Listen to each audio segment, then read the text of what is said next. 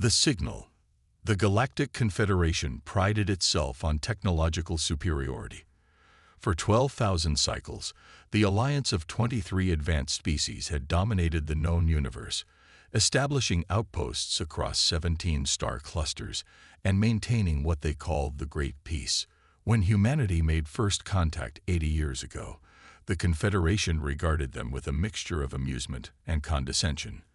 Primitive beings who had barely mastered interstellar travel, using crude fusion drives and simplistic shield technology. On Outpost Zenith 9, nestled in the outer reaches of the Cygnus Arm, Senior Administrator Velax Thorn monitored the defense grid with mounting horror. The sleek, crystalline architecture of the station, a testament to Confederation engineering, shuddered under another barrage. Status report, Velax demanded, his 4 eyes blinking rapidly in sequence, a sign of extreme distress among the Lexari species. Shields at 12%, Sub-Administrator Mila responded, her tentacles flashing warning colors. The unknown vessels have breached the outer perimeter. 3 more of our defense platforms have gone dark. The attackers had appeared without warning 3 hours earlier. 7 massive vessels of unknown configuration, their hulls absorbing rather than reflecting light, giving them the appearance of moving voids against the star field. They had methodically destroyed the outpost's defense systems while ignoring all communication attempts. Have reinforcements responded to our distress signal? Velax asked, knowing the answer before Mila spoke. Negative. The nearest Confederation battle group is 16 light cycles away. They cannot arrive for at least 14 hours. Velax's secondary hearts contracted painfully. 14 hours. The outpost wouldn't last 14 minutes at the current rate of assault. We must initiate Protocol Terminus, he said quietly. The command center fell silent.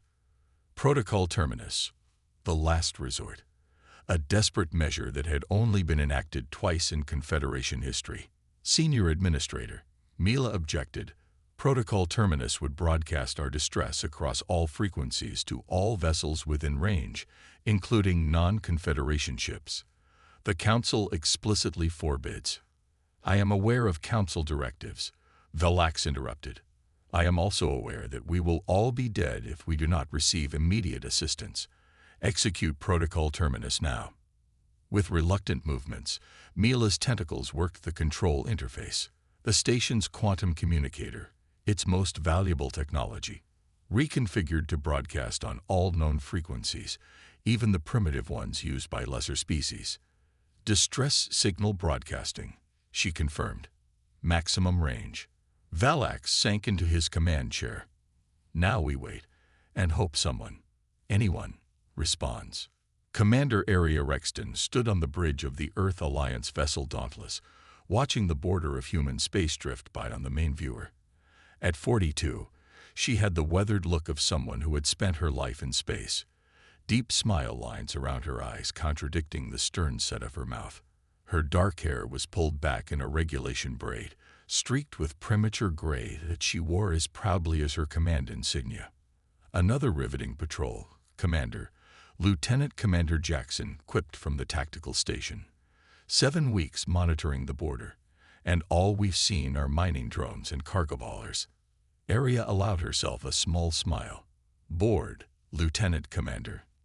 Just wondering why Earth Alliance insists on maintaining these patrols when the Confederation barely acknowledges our existence, let alone considers us a threat. The Confederation's dismissal of humanity is precisely why we patrol, Aria replied. Their arrogance blinds them. It's our job to make sure nothing slips through the cracks they're not watching.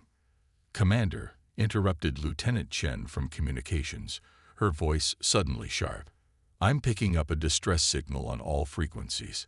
It's using the Confederation emergency protocol, but it's being broadcast universally. Aria frowned. The Confederation guarded their communication protocols jealously. Broadcasting on all frequencies was unheard of. Put it through. The bridge speakers crackled with a message in the formal tones of standard Confederation. This is Outpost Zenith 9 of the Galactic Confederation. We are under attack by unknown hostile forces. All shields failing. Request immediate military assistance from any vessels within range. This is our final transmission. The message repeated, growing more desperate with each iteration. Location? Area asked. Triangulating now. Navigation Officer Torres responded.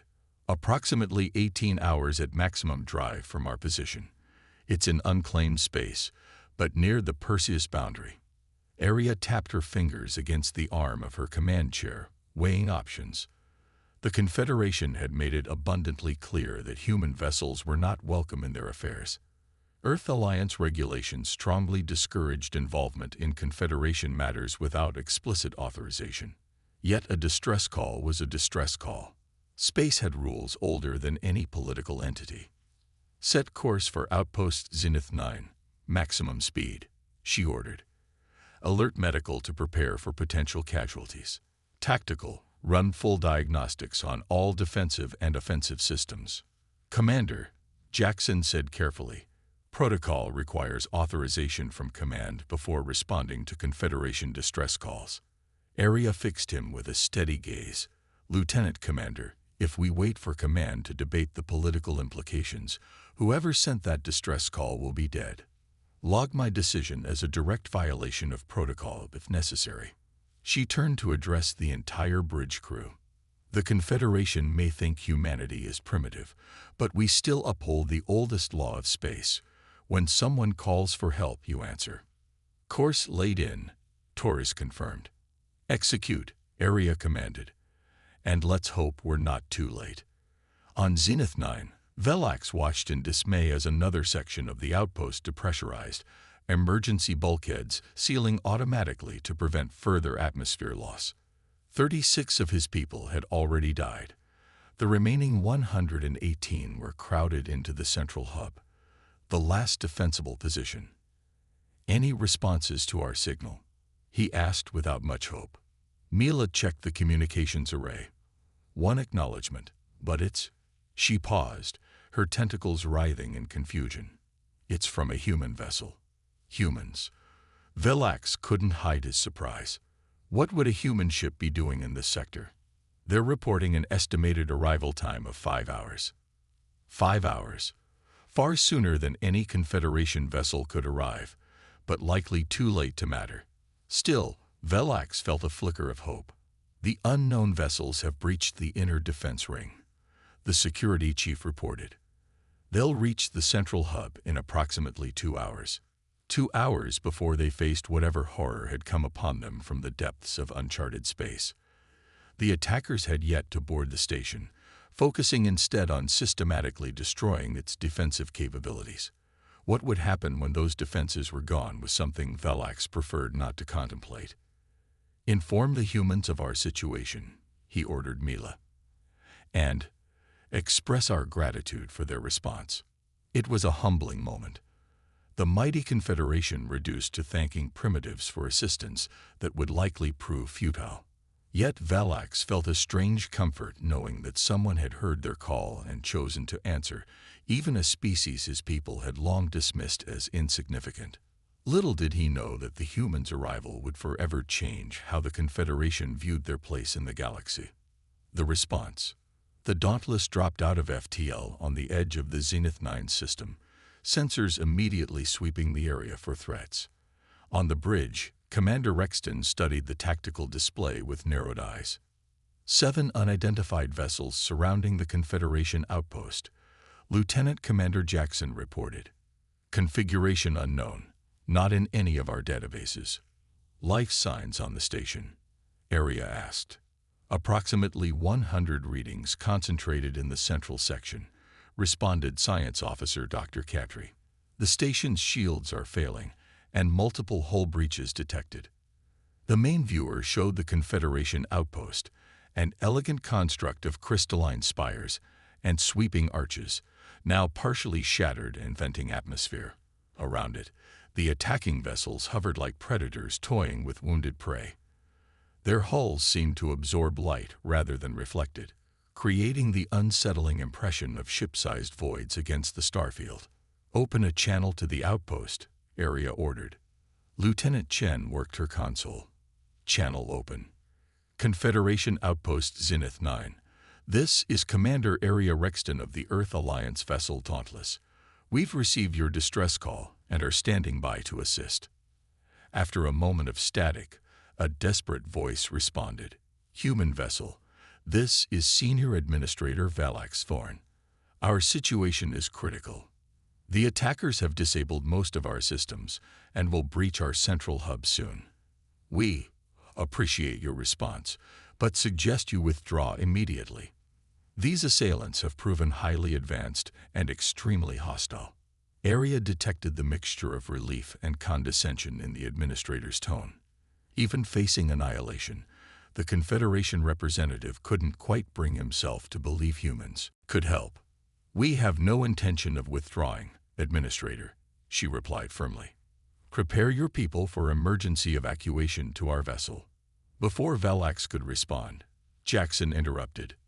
Commander, I've completed analysis of the attacking vessels.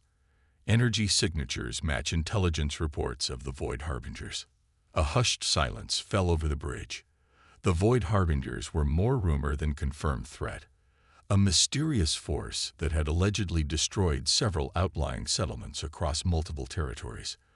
Official Confederation reports dismissed them as exaggerated stories, but Earth Alliance intelligence had been tracking the pattern of disappearances with growing concern. Harbingers, Area whispered, then straightened in her chair. Tactical assessment. Their technology appears to be significantly advanced, Jackson replied. Current shields and conventional weapons may prove inadequate. Area nodded. Then it's time we showed what human inadequacy looks like. Authorize Prometheus Protocol. Jackson stared at her. Commander, that requires direct authorization from. I'm aware of the regulations. Area cut him off. Send the authentication code. Rexton, Alpha 7 Omega Deliverance. After a moment's hesitation, Jackson entered the code. A confirmation flashed on his console, and his eyebrows rose in surprise. Authentication accepted. Prometheus Protocol authorized. What are you doing? Administrator Valax's voice crackled through the comm. Whatever primitive weapons you possess cannot possibly. With respect, Administrator, Area interrupted. Please focus on preparing your people for evacuation. We'll handle the Harbingers. She turned to her tactical officer. Deploy Sentinel drones. Full spectrum analysis. Let's find out exactly what we're dealing with. From the Dauntless, a dozen small, unassuming objects emerged and accelerated toward the attacking vessels. To Confederation observers, they appeared to be simple reconnaissance drones, the kind of rudimentary technology they would expect from humans. In reality, they were cutting-edge quantum-linked analyzers, gathering real-time data on the Harbinger's defenses. Drones in position, Jackson reported minutes later. Analysis complete. They're using some form of phase-shifted energy barrier. Conventional weapons would be useless, but the APX system should be effective. Excellent. Area nodded. Charge the APX array. Target the vessel closest to the station's central hub.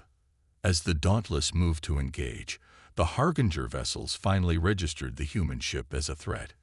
Two broke away from the station and approached, their strange drives leaving distortions in space behind them. On the outpost, Valax and his remaining staff watched in disbelief as the seemingly primitive human vessel advanced toward the attackers that had so easily overwhelmed their advanced defenses. They're committing suicide, Mila whispered. Perhaps, Valax replied, or perhaps we've underestimated them. On the Dauntless, systems hummed as power redirected to previously hidden emitters along the ship's hull. The vessel's outer appearance began to change, sections shifting and reconfiguring. APEX system at full charge, Jackson announced. Target locked. Fire, Area commanded. From the transformed sections of the Dauntless, a concentrated beam of energy, unlike anything in the Confederation arsenal, lanced toward the nearest Harbinger vessel. Where the beam struck, space itself seemed to warp and distort. The Harbinger's defenses, impervious to Confederation weapons, flickered and failed. A second pulse followed, and the vessel's hull crumpled inward as though crushed by an invisible hand. Administrator Valak stared at the monitor in shock. "Impossible," he breathed. "Second and third Harbinger vessels altering course to engage," Jackson reported. "Deploy graviton nets," Area ordered calmly. "Prepare for full defensive countermeasures." As the Harbingers closed in, the space around the Dauntless warped momentarily. The attacking vessels suddenly slowed, caught in invisible fields that distorted their trajectory and compromised their maneuverability. "Direct hit from Harbinger energy weapon," Jackson called out. "Shields holding at 82%. Area nodded, unsurprised. "Return fire. Full APEX spread." The Dauntless unleashed a barrage that split into multiple targeting vectors, each finding its mark with devastating precision. One Harbinger vessel lost propulsion, tumbling helplessly. Another suffered catastrophic systems failure, its lights blinking out as it drifted dead in space. The remaining Harbingers, apparently recognizing the unexpected threat, broke engagement and began retreating to a safe distance. "They're regrouping," Jackson observed, likely reassessing their strategy. "They didn't expect resistance they couldn't overcome," Area replied. "Open a channel to all Harbinger vessels." When the communication system was ready, she spoke clearly. "Attention unknown vessels. This is Commander Area Rexton of the Earth Alliance. You have attacked a civilian outpost without provocation. Withdraw from this system immediately, or we will be forced to destroy each of your remaining vessels." For several tense moments, there was no response. Then, abruptly, the Harbinger vessels accelerated, not toward the Dauntless but away from the system, quickly disappearing into FTL jumps. A stunned silence filled the bridge, broken finally by Dr. Katri. "They ran away." "They made a tactical decision," Area corrected. "They expected easy prey and found something else entirely." She turned to Chen. "Re-establish contact with the outpost. Tell them we're sending shuttles for evacuation." On Zenith 9, Administrator Valak struggled to process what he had witnessed. A single human vessel had driven off attackers that had overwhelmed the outpost's considerable defenses. Moreover, the humans had employed technology far beyond what the Confederation believed them to possess. As the first human shuttle docked with the damaged outpost, Valak's prepared to face an uncomfortable truth. Everything the Confederation thought they knew about humanity was wrong. The revelation. The evacuation proceeded with unexpected efficiency. Human medical personnel swarmed into the station, treating injured Confederation citizens with tools and techniques unfamiliar to even the most experienced Lexari physicians. Within 2 hours, all survivors had been transferred to the Dauntless, where they were given quarters that rivaled their accommodations on the outpost. Administrator Valak stood on the observation deck of the human vessel, watching as his once proud outpost drifted in pieces. Senior officers from the Dauntless had gathered for what humans apparently called a debriefing, though Valak suspected an interrogation was more likely. "I owe you an explanation," Commander Rexton said, entering the room with purposeful strides. She was shorter than Valak had expected, but carried herself with undeniable authority. "You owe me nothing," Valak replied carefully. "You saved my people when our own fleet could not reach us in time. For that, I am grateful. Yet you're wondering how a supposedly primitive human vessel defeated attackers that overwhelmed your advanced defenses." Valak's 4 eyes blinked in sequence, a sign of acknowledgement. The thought had occurred. Commander Rexton gestured toward the viewport. "What you witnessed today was technology we've kept hidden from the Galactic Confederation for nearly 80 years. Why would you conceal your capabilities?" Valak asked, genuinely puzzled. Most species were eager to demonstrate their technological prowess, particularly newcomers seeking to establish their place in the galactic community. "Come with me," Area said instead of answering directly. "There's something you should see." She led him through corridors that hummed with energy systems far more sophisticated than the crude fusion technology the Confederation believed humans relied upon. They entered a secure briefing room, where holographic displays showed the battle from multiple perspectives. Lieutenant Commander Jackson awaited them, along with a gray-haired human Valax hadn't met. Administrator, this is Admiral Chen of Earth Alliance Strategic Command. Area introduced. He's joining us via quantum entanglement communication, another technology you believe beyond our capabilities. The Admiral nodded. Administrator Valax, I've been authorized to explain certain aspects of human policy that have remained classified until now. Valax settled into a specially designed chair that accommodated his physiology, another small indicator that humans knew far more about other species than they pretended. When humanity first ventured beyond our solar system, Admiral Chen began. We encountered the wreckage of a civilization destroyed by a technologically superior force. The ruins were over 2,000 years old, but the data cores remained partially intact. They contained warnings about predatory species that targeted emerging technological civilizations. The Void Harbingers, Valax whispered. They had many names throughout galactic history, the Admiral confirmed. They appear, destroy, harvest technology, and disappear for centuries before emerging again. According to the records we recovered, they specifically target civilizations that openly display advanced technology. Commander Rexton tapped a control, and the holographic display shifted to show historical records, star systems that had gone dark, civilizations that had vanished without explanation. When we encountered the Confederation, she continued, we recognized the pattern.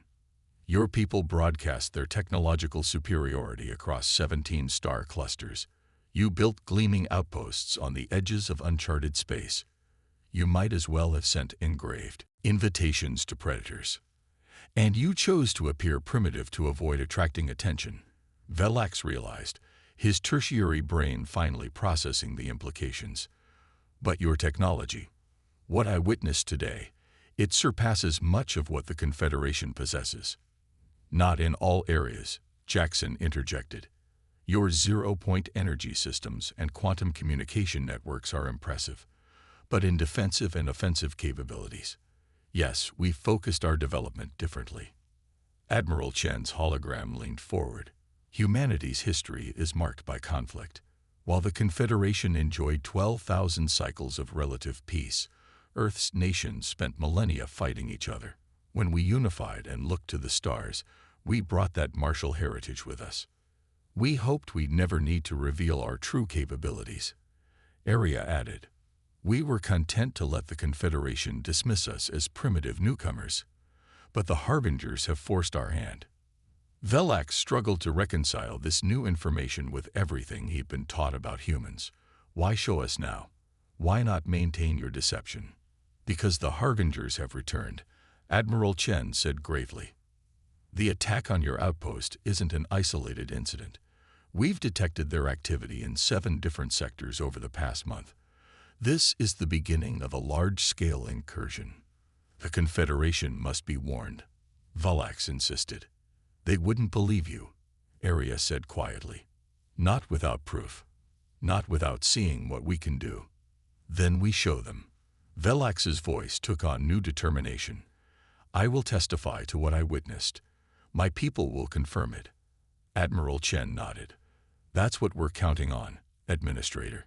Humanity has prepared for this threat for decades, but we can't defend the galaxy alone.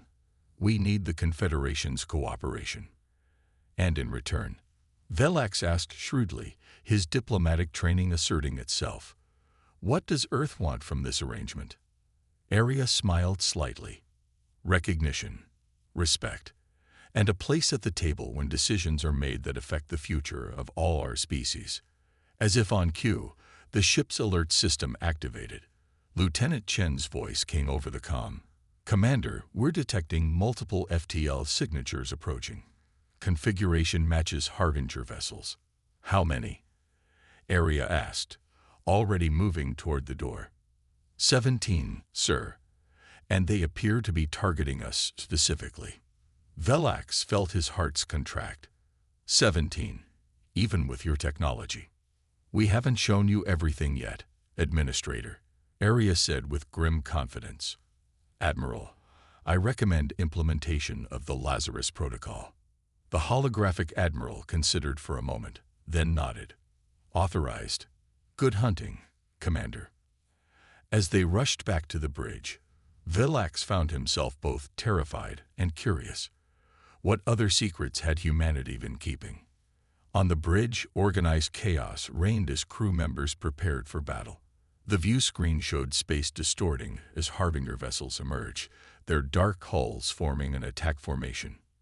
Status of the Lazarus system, Aria demanded, taking her command chair.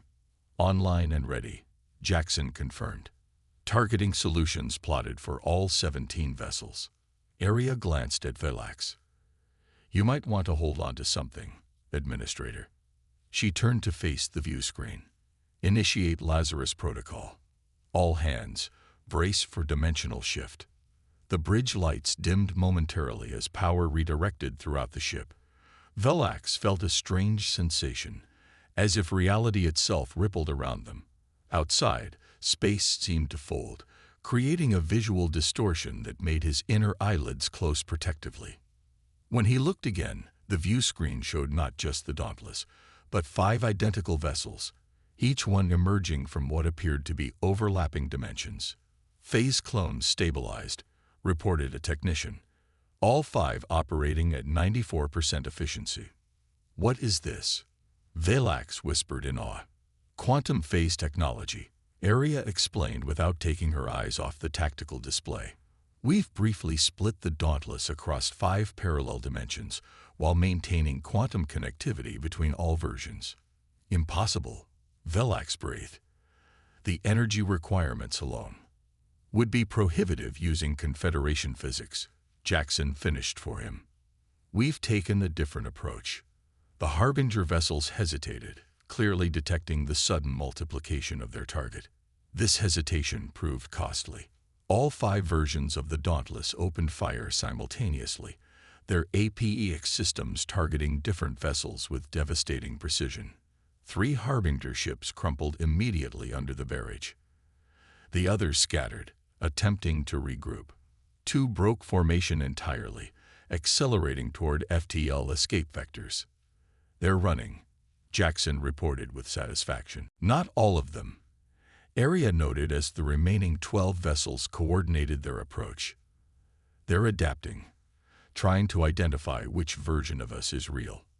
All of them are real, Jackson said with grim humor, just not entirely in this dimension. The battle intensified as the Harbingers launched a counterattack. Energy weapons lashed out at the human vessels, occasionally scoring hits that flickered against their shields. Phase Clone 3 experiencing stability issues, reported a technician. Dimensional coherence at 72% and dropping. Recall 3 and redistribute power to the remaining clones, Aria ordered. One of the Dauntless duplicates shimmered and vanished. The others seemed to strengthen, their weapons' fire growing more intense. The Harbingers pressed their attack, focusing on the original Dauntless. A massive energy surge struck the ship, causing it to shudder violently. Direct hit, Jackson called. Shields at 47%. Evasive pattern Delta, Aria commanded calmly. Reconfigure APEX array for wide dispersal. The ship lurched as it executed a maneuver that seemed to defy conventional physics, momentarily phasing partially out of normal space to avoid another Harbinger attack. Villax clung to a support rail, watching in amazement as humans, the supposedly primitive humans, engaged in warfare unlike anything the Confederation had ever conceived. They weren't just fighting with advanced technology. They were fighting with an innovative ferocity that bordered on artistry. Another Harbinger vessel collapsed in on itself as an APEX beam found its mark. Then another. The remaining attackers, now outnumbered, began to retreat. "Shall we pursue?" Jackson asked. Aria shook her head. "Let them go. They'll carry the message to others of their kind. Someone new has entered the game." As the last Harbinger disappeared into FTL, Aria ordered the recall of the phase clones. One by one, the duplicate ships merged back with the original, until only the Dauntless remained. "Stand down from battle stations," she ordered. "Damage control teams to priority areas." She turned to find Valak staring at her with all four eyes wide open, the Lexari expression of profound shock. "Now do you understand, Administrator?" she asked quietly. "Why we kept our true nature hidden? Why we let the Confederation believe we were harmless?" "You're not what you appear to be," Valak said, his voice barely audible. "None of this is in any of our intelligence reports." "That was the idea," Aria replied with a small smile. "Humanity learned long ago that appearing weak when you are strong provides a tactical advantage.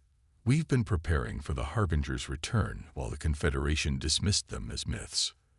"The Council must be informed immediately," Valak insisted. "We need to establish new protocols, new defensive strategies." "That's why we're setting course for Confederation Central right now," Aria confirmed. "Admiral Chen has already contacted your leadership. They're reluctant to believe his claims." "They will believe me," Valak said with newfound determination. "I have witnessed what humanity can do, and I suspect I've only seen a fraction of your capabilities." Commander Rexton's expression revealed nothing, but Valak knew he was right. The humans had more secrets, perhaps many more. "The galaxy is changing, Administrator," she said finally. "The Harbingers have returned in force, and the Confederation isn't prepared to face them. You need us now. The question is whether your leaders will admit it before it's too late."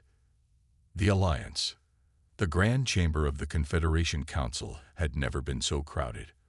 Representatives from all 23 member species filled the tiered seating, their murmurs creating a constant background hum.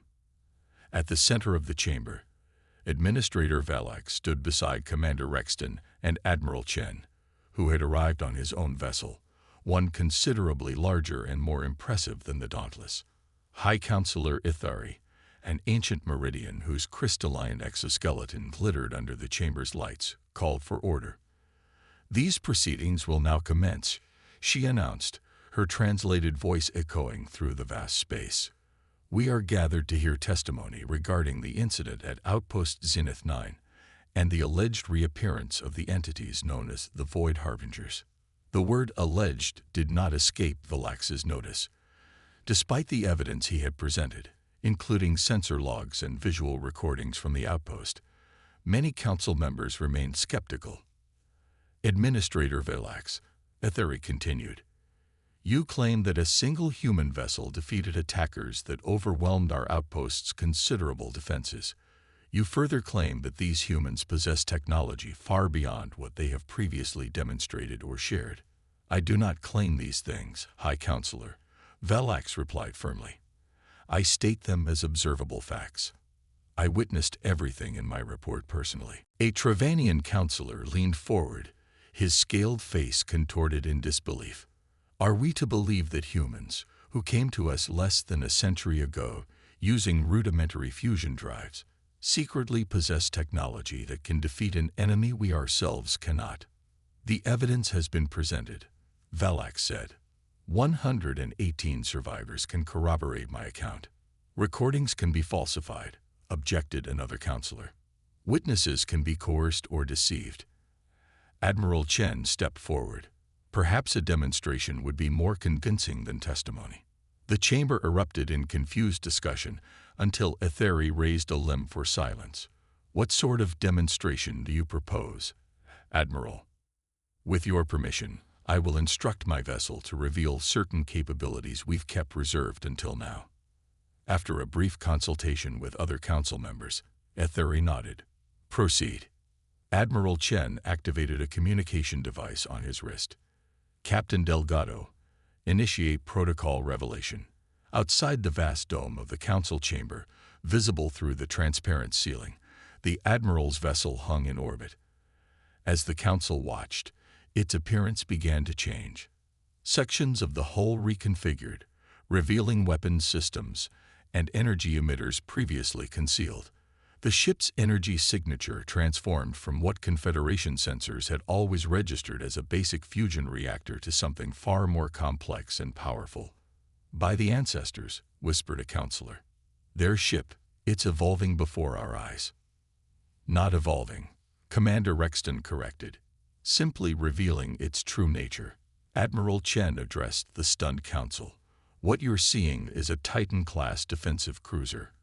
Earth has maintained a fleet of 37 such vessels for the past 40 years, patrolling the borders of human space and monitoring for Harbinger activity. Why conceal such capabilities? Demanded Etheri. The Confederation has always sought peaceful relations with humanity. Has it? Aria stepped forward. From our first contact, the Confederation has treated humans as primitive curiosities, barely worth attention except as potential clients for your technology. You shared only what you deemed appropriate for our developmental level, while gathering extensive intelligence on our systems and capabilities. Several counselors shifted uncomfortably. We study your history, Admiral Chen continued. We observed how the Confederation treated other emerging species, offering protection and technology in exchange for resource rights and political submission. Humanity chose a different path. We declined to become dependents, Aria added. Instead, we developed our own technologies in secret while maintaining the appearance of a young, non-threatening species. It served our purposes and, ironically, protected us from the harbingers who target visible technological advancement. The chamber filled with murmurs again until Etheri called for order. Even if we accept your claims about hidden technology, what evidence do you have that these attackers are indeed the mythical Void Harbingers? In response, Admiral Chen activated a holographic display at the center of the chamber. It showed a map of the galaxy with dozens of points illuminated.